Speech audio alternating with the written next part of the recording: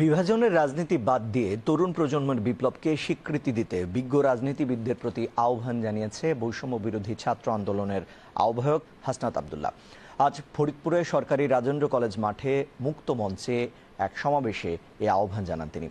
এই সমাবেশের মধ্য দিয়ে জুলাইয়ের ঘোষণাপত্রের পক্ষে জনমত গঠনের লক্ষ্যে দেশজুড়ে গণসংযোগ কর্মসূচি শুরু করল বৈষম্য বিরোধী ছাত্র আন্দোলন ও জাতীয় নাগরিক কমিটি।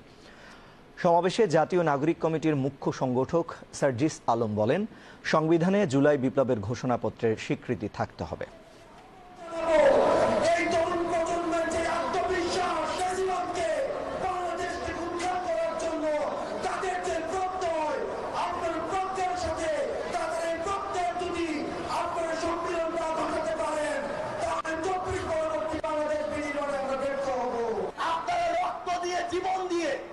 এই অভ্যুত্থানকে সফল করেছেন।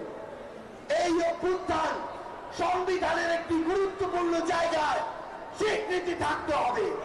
এই 24-এ যারা জীবন দিয়েছে, আমার শহীদ ভাইরা যারা রক্ত দিয়েছে, আমাদের আহত যোদ্ধারা, তাদের স্বীকৃতি এই ঘোষণাপত্রে থাকতে হবে।